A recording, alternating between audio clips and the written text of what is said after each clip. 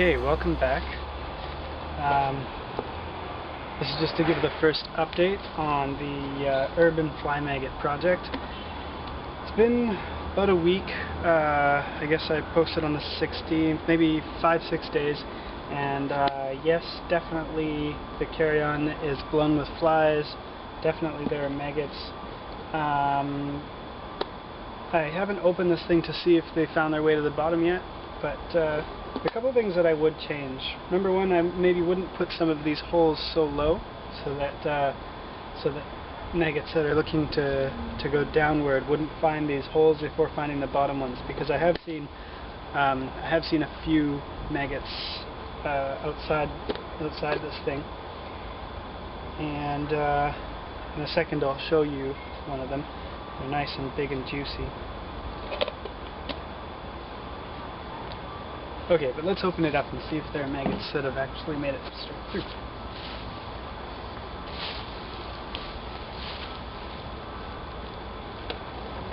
There is a bit of meat juice on this. And it doesn't smell too good when I get really close to it, but it's tolerable.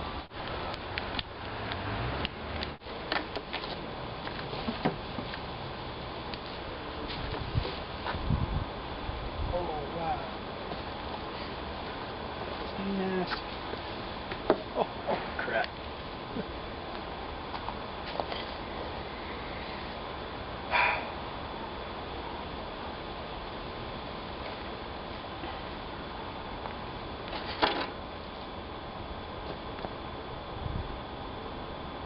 Okay, well, let's take a look at that together, because it definitely works, but there are some definite drawbacks to the way I'm doing this. Okay, so you can see the maggots have dropped through there. Unfortunately, rotten meat juice has come through too, and it's pretty nasty. It smells really bad. It smelled bad when I opened the thing up. So I'm not exactly sure what to do about this. As I said before, ideally you would put this in the chicken coop, and the chickens would actually eat the maggots as they come out. You can actually feed meat scraps to maggots directly. Oh, that smells bad. Alright, I gotta take a break. I gotta go somewhere else. You know, the maggots aren't nearly as disgusting as the rotting meat smell. I'm glad I brought gloves. It's hard to hold my breath for this long and talk at the same time.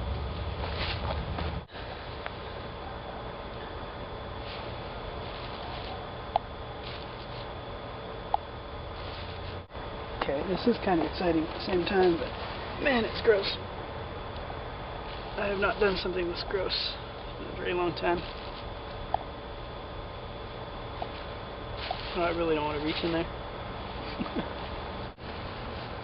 Now my hope is that the maggots will eventually consume all of the meat and I'll have nothing to throw out afterwards, because I do not know what I would do with it. I think some of these guys drown in meat juice.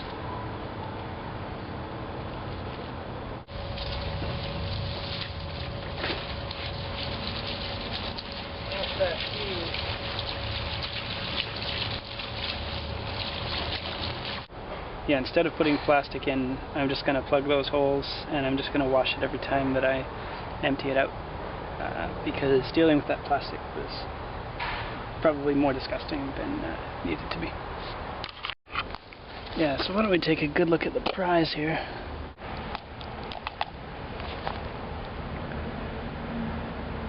Yeah, excellent.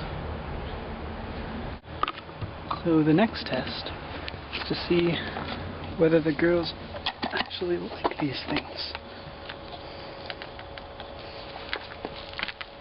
Oh yes. Yes, they do.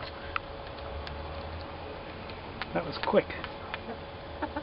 Okay, so welcome back to the experiment. I think it's July. I can't remember. I'll figure out what day it is later. So it's been a while, and our friends have been growing. So we're gonna open this up and do a little harvest, take a look at them, see how large they are.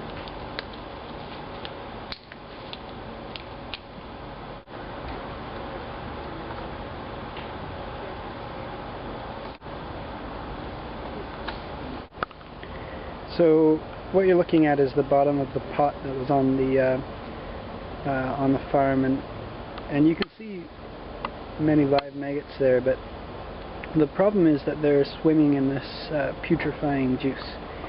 And I think part of this could have been prevented by making a smaller farm. But right now the question at hand is, how on earth do I separate the two without getting sick and having some good clean food for my chickens separated from the byproduct. So I've got my water running. Basically what's going to happen is I'm just going to pour these guys through the cheesecloth, and we'll see what filters out.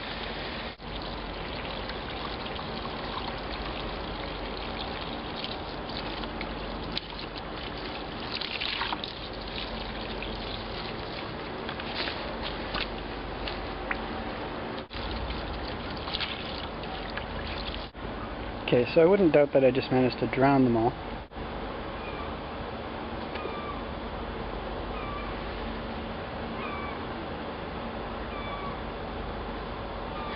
Oh boy. So obviously I left this project for a few days because I didn't want to come back and face this. But that's just how these things go. I think that just drawing some conclusions here. So on a smaller scale, this might have worked quite a bit better because